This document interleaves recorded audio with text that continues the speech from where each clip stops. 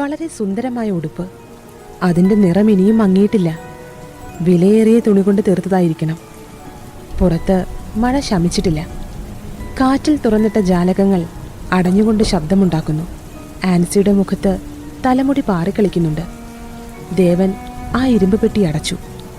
അല്പനേരം കഴിഞ്ഞതോടെ താഴെയുള്ള മുറികളിലെ അടിച്ചുവാരൽ കഴിഞ്ഞു. ദേവൻ പ്രധാന വാതിലും അടച്ച് പൂമുഖത്ത് നിൽക്കുകയാണ്.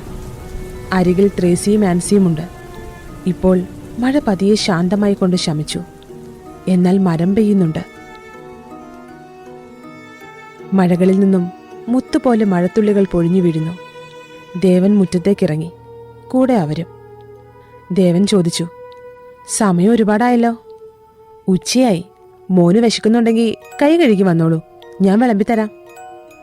ദേവൻ വീട്ടിലേക്ക് നടന്നു. വീടിനടുത്തുള്ള പേരമരത്തിൽ നിന്ന് കുറെ പഴുത്ത പേരയ്ക്കകൾ വീണുകിടപ്പുണ്ട്. കാറ്റും മഴയും ദേവന് നൽകിയ സമ്മാനം. ദേവനതെല്ലാം പെറുക്കിയെടുത്തു. അതിലൊരെണ്ണം ആൻസിക്ക് നേരെ നീട്ടി. ആൻസി വേണ്ടെന്ന ഭാവത്തിൽ തലയാട്ടി. വേടിച്ചോടി, ഓ ഈ പെണ്ണ്. അത് കേട്ടതോടെ ആൻസി യാന്ത്രികമായി ദേവനിൽ നിന്ന് ആ പേരയ്ക്ക വാങ്ങി. ദേവൻ വീടിന്റെ മുൻപിൽ വെച്ചിരുന്ന ബക്കറ്റിൽ നിന്നും കൈ കഴുകി ആഹാരം കഴിക്കാനായിരുന്നു. ചേച്ചി. എന്താ മോനെ? വിശപ്പ് എനിക്ക് മാത്രമല്ലല്ലോ, നിങ്ങൾക്കും ഉണ്ടാവില്ലേ? നമുക്കിന്നേ ഒരുമിച്ച് കഴിക്കാം. അയ്യോ വേണ്ട മോനെ, ഇവിടെ ആവശ്യത്തിൽ കൂടുതൽ ഭക്ഷണമുണ്ട് ചേച്ചി. നമുക്ക് 3 പേർക്കുമായി അത് കഴിച്ചൂടെ? അത് പിന്നെ മോൻ രാത്രിയിൽ എന്തു ചെയ്യും? എനിക്ക് രാത്രിയിൽ കഴിക്കണമെന്ന് ഒരു നിർബന്ധവുമില്ല. പോരാത്തതിന് ആവശ്യത്തിന് പേരൊക്കെയുണ്ട് ഇവിടെ. ചേച്ചിയും ആൻസിയും വന്നിരുന്ന് കഴിക്കാൻ നോക്ക്. എന്നാലും ഒരെന്നാലുമില്ല, കഴിക്ക്. ദേവൻ നിർബന്ധിച്ചതോടെ ത്രേസിയും ആൻസിയും അയാളിരിക്കുന്ന കസേരയ്ക്ക് തൊട്ടു താഴെ തറയിലിരുന്ന് കഴിച്ചു. ആൻസിക്ക് നല്ല പോലെ വിശന്നിരുന്നു എന്ന് തോന്നുന്നു. പാവം കുട്ടി. ഭക്ഷണം കഴിച്ചുകൊണ്ട് ത്രേസിയും ആൻസിയും അവിടെ നിന്നും ഇറങ്ങുകയാണ്. ക്ലീൻ ചെയ്തതിന്റെ കൂലി എത്രയെന്ന് അറിയില്ല, ഞാൻ സാറിനോട് ചോദിക്കാം. തൽക്കാലം ഇതിരിക്കട്ടെ.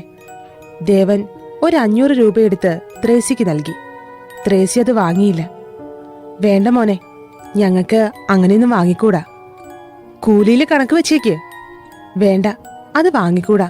മോന് ഒന്നും തോന്നരുത്. എനിക്കെന്ത് തോന്നാൻ? ശരി. ത്രേസിയും ആൻസിയും പോയപ്പോൾ ദേവൻ അവരെക്കുറിച്ച് അല്പനേരം ചിന്തിച്ചു. എന്താ ഈ മനുഷ്യരിങ്ങനെ? നിർബന്ധിച്ച് ഭക്ഷണം കഴിപ്പിച്ചത് അവർക്ക് ബുദ്ധിമുട്ടായോ? അതിന് ഞാൻ തെറ്റായിട്ടൊന്നും കരുതിയില്ലല്ലോ. ആ എന്തോ ആവട്ടെ. കുറച്ചു കഴിഞ്ഞപ്പോ റബ്ബർ വെട്ടുകാരായ ഉണ്ണിയും വാസുവും വന്നു. ഉണ്ണിയുടെ കയ്യിൽ ഒരു ചെറിയ സ്റ്റീൽ പാത്രമുണ്ട്. സാറേ, സാറ് പന്നിയിറച്ചി കഴിക്കുവോ? പന്നിയിറച്ചിയോ? മുള്ളൻ പന്നിയുടെ ഇറച്ചി. എനിക്കൊരു മുള്ളനെയും വേണ്ട, പന്നിയും വേണ്ട. വേണ്ട, ഞാൻ കരുതി സാറ് കഴിക്കുമെന്ന്. വേണ്ട, നിങ്ങൾ കഴിച്ചോ. ശരി. പിന്നെ സാറേ, ഞങ്ങൾ ഇതായിട്ട് വന്നത് ആരോടും പറയരുതേ. പറഞ്ഞ കേസാണ്, അറിയാലോ. ആഹാ, ഇതൊക്കെ അറിഞ്ഞിട്ട് പിന്നെ ഇവയെ പിടിക്കാൻ നടക്കണോ? വിഷമം കൊണ്ടാ സാറേ, വിഷമം കൊണ്ട്. വീട്ടില് ഭാര്യയും 3 മക്കളും, ഒരു പെൺകുട്ടിയും 2 ആൺകുട്ടിയും. അതാണോ നിങ്ങളുടെ വിഷമം? അല്ല, വീട്ടുകാരെ പിരിഞ്ഞ് ഞാനിവിടെ വന്നിരിക്കുന്നത് എന്തിനാ? മുള്ളൻ പന്നിയെ പിടിക്കാൻ. വാസു ഇടയ്ക്ക് കയറി പറഞ്ഞു. ഒന്ന് പോയടാ നാറി. ഉണ്ണിയേട്ടൻ കുടിച്ചിട്ടുണ്ടോ? ഞാനോ? ഞാനോ? ആ, കുടിച്ചിട്ടുണ്ടോ? ലേശം, ഇച്ചിരി. ഏകാന്തതയിൽ നിന്നും രക്ഷപ്പെടാൻ ദേവൻ അവരോട് താല്പര്യത്തോടെ സംസാരിക്കാൻ തുടങ്ങി. എനിക്കെന്റെ ജീവിതത്തിൽ ഏറ്റവും ഇഷ്ടം എന്റെ മോളെയാ. എന്നാ അവക്കിടയ്ക്കൊക്കെ നമ്മളിന്ന് വിളിച്ചൂടെ? അതിനിവിടെ റേഞ്ച് ഉണ്ടോ? മോൾ എന്താ ചെയ്യണേ? അവള് പഠിക്കുകയാണ്. +1 +2 എന്നൊക്കെ പറയില്ലേ, അതാണ്. അപ്പോ ആ കുട്ടിക്ക് പഠിക്കാൻ കുറെ ഉണ്ടാവും ഉണ്ണിയേട്ടാ. അതാവും നിങ്ങളെ വിളിക്കാത്തത്. അല്ലാതെ സ്നേഹമില്ലഞ്ഞിട്ടാവില്ല. സ്നേഹമില്ലെന്ന് ഞാൻ പറയില്ല. ദേ ഇങ്ങോട്ട് നോക്കിയേ.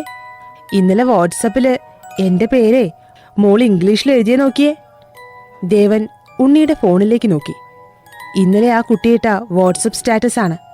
പുറത്ത് പോയപ്പോ എപ്പോഴോ റേഞ്ച് കിട്ടിയ നേരം ഉണ്ണി ഫോണിൽ കണ്ടതായതുകൊണ്ട് ദേവന്റെ മുൻപിൽ ആ സ്റ്റാറ്റസ് അധിക നേരം കറങ്ങിയില്ല. സിഗ്നൽ ഇപ്പോഴും അല്പം പോലും കാണുന്നില്ല. വല്ലാത്ത കാട് തന്നെ.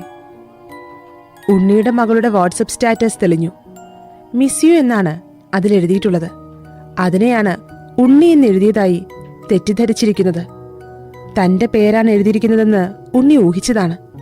എന്നാലും വല്ലാത്ത ആത്മവിശ്വാസം തന്നെ. അല്ലെങ്കിലും ചിലരങ്ങനെയാണ്. എല്ലാം അറിയാമെന്ന് ഭാവിക്കും. അറിയാത്തത് ചോദിച്ചറിയുന്നതും അവർക്ക് മോശമായി തോന്നും. അവരുടെ ആ സ്വഭാവത്തെ പരിഹസിക്കാനും ഒരുപാട് പേരുണ്ടാവും. എന്നാൽ ദേവൻ അതിന് നിന്നില്ല. കൊള്ളാം, നന്നായിട്ടുണ്ട്. അല്ലേലും അവക്ക് ഞാനെന്ന് വെച്ചാ ജീവനാ. അതല്ലേ ഇംഗ്ലീഷില് എന്റെ പേരെഴുതിയേക്കണത്. ആ അല്ല, ഉണ്ണിയേട്ടൻ ഭയങ്കര വേട്ടക്കാരനാണല്ലേ? നിങ്ങക്ക് എന്താ അറിയാ? അല്ല, സാറിന് എന്താ അറിയാ എന്നെ പറ്റി? നിങ്ങൾ ഏതൊക്കെ മൃഗങ്ങളെ പിടിക്കും? എന്റെ നാട്ടില് ഭയങ്കര കാടല്ലേ. അപ്പൊ കാട്ടിലാണോ വീട്? ഏയ്, കാട്ടിലൊന്നുമല്ല. കാടൊക്കെ കഴിഞ്ഞു പോയാൽ പിന്നെ ഭയങ്കര ഫോറസ്റ്റ് ആണ്. അവിടെ നിന്ന് പിന്നെയും പോയാ റോഡായി. അതിനടുത്തേ ഒരു ബിവറേജ് ഉണ്ട്. ആ സ്ഥലം ഉണ്ണിയേട്ടന് ഭയങ്കര ഇഷ്ടായി. അതുകൊണ്ട് എല്ലാം വിറ്റുപെറുക്കി ബിവറേജിന്റെ അടുത്ത് തന്നെ ഒരു വീട് വെച്ചു. എന്തുവാടേ കണവണാ പറയണത്? എന്റെ വേട്ടക്കഥകൾ പറഞ്ഞു കൊടുക്കടേ. അല്ലെങ്കിൽ വേണ്ട, ഞാൻ തന്നെ പറയാം. ഉണ്ണിയേട്ടൻ ഈ മാനിനെയൊക്കെ പിടിച്ചിട്ടുണ്ടോ? പിടിച്ചിട്ടുണ്ടോന്ന്? മുള്ളം പന്നി, മാൻ, കാട്ടുമുയൽ, കീരി, എന്തിനധികം പറയണ്. കാട്ടുപന്നിയെ പിടിച്ചു പിടിച്ച് മടുത്തേക്കണ്. പീക്കിരി പന്നിയല്ല, ആനക്കുട്ടിയുടെ അത്രയും വലുപ്പമുള്ള പന്നി. ആനക്കുട്ടിയുടെ അത്രയും വലുപ്പമുള്ള പന്നിയോ? അതെ, ഈ പിടിയാന പെറ്റ ഉടനെയുള്ള ആനക്കുട്ടി അത്ര വലുപ്പമൊന്നും കാണില്ല സാറേ. അത്രയൊക്കെ ഉണ്ടാവും പന്നി. വായടക്കട നാറി. തലയിരിക്കുമ്പോ വാലാടണ്ട. ഒരിക്കൽ കൂടി കയ്യിലെ പാത്രം ഉണ്ണി ദേവന് നേരെ നീട്ടി. സാറിന് വേണ്ടേ? വേണ്ട. ആ, എന്നാ ആരോടും പറയല്ലേ? പറയുന്നില്ല. ഉണ്ണിയും വാസുവും അവിടെ നിന്ന് പോയി. അവരുടെ സംസാരം ആലോചിച്ച് ദേവൻ ചിരിച്ചു. ആ സമയത്താണ് ജോൺകുട്ടിയുടെ പിക്കപ്പ് വാൻ ചീറിപ്പാഞ്ഞുകൊണ്ട് മുറ്റത്തേക്ക് വന്നത്. എന്തൊരു മനുഷ്യനാണ്! മുറ്റത്ത് താൻ നിന്നിരുന്നെങ്കിൽ ഇടിച്ചേനെ. ജോൺകുട്ടി വണ്ടിയിൽ നിന്നും ഇറങ്ങിക്കൊണ്ട് റബ്ബർ ഷീറ്റ് വിറ്റതിന്റെ ബില്ല് ദേവന് നൽകി. കൃത്യമായ കണക്കാണ്. അതിൽ ഒട്ടുപാലിന്റെ കണക്കുമുണ്ട്. സാറിന് ഒട്ടുപാൽ എന്താണെന്നറിയാവോ? വളരെ സൗഹാർദ്ദപരമായിട്ടാണ് ജോൺകുട്ടി സംസാരിക്കുന്നത്. എനിക്ക് റബ്ബർ മേഖലയെക്കുറിച്ച് അധികം അറിയില്ല ജോൺകുട്ടി, അത് സത്യമാണ്. ഞാൻ പറഞ്ഞുതരാം സാറേ. ഈ റബ്ബർ പാല് ചിരട്ടയിൽ നിന്നും എടുത്തതിന് ശേഷവും അതിലേക്ക് പാല് കിനിയും. അത് ചിരട്ടയിൽ ഒട്ടിപ്പിടിച്ച് കിടക്കും. അതിന് മാർക്കറ്റിൽ വില കുറവാണ്. കിലോയ്ക്ക് 70-80 കിട്ടും. ഈ ഒട്ടുപാലേ ചിലയിടത്ത് വള്ളിപ്പാൽ, ചിരട്ടപ്പാൽ എന്നൊക്കെ പറയും. റബ്ബറിന്റെ കാര്യങ്ങൾ വേറെയുണ്ട്. ജോൺകുട്ടി പറയൂ, ഞാൻ കേൾക്കാം. ഓ, സാറിന് എന്നോടുള്ള പിണക്കം മാറിയല്ലോ, സന്തോഷം. സാറേ, മഴക്കാലത്ത് റബ്ബറിന് കവറിടാൻ ആള് വരും. മഴക്കാലാവുമ്പോ സാറിന് കാണാം. ജോൺകുട്ടി വണ്ടിയിൽ നിന്നും ഒരു പൊതിയെടുത്ത് ദേവന് നൽകി. ഇച്ചിരി ഉണക്കമീനാ. സാറിന് ഇഷ്ടാവോന്നറിയില്ല, ഉണക്കസ്രാവാണ്. ജോൺകുട്ടി, ആ ത്രേസ്യേച്ചിക്കും മോൾക്കും കൂലി എത്രയാ കൊടുക്കുക? സാറിനോട് ചോദിച്ചാലോ? എന്റെ സാറേ, അതൊക്കെ ജോർജ് സാറ് നേരിട്ട് ചെയ്യുന്നുണ്ട്. സാറിനതിനെപ്പറ്റി അറിയാഞ്ഞിട്ടാണ്. സാറ് ന്യൂസ് ഒന്നും കാണാറില്ലേ? എത്രയെത്ര കുട്ടികളെ പഠിപ്പിക്കുന്നു.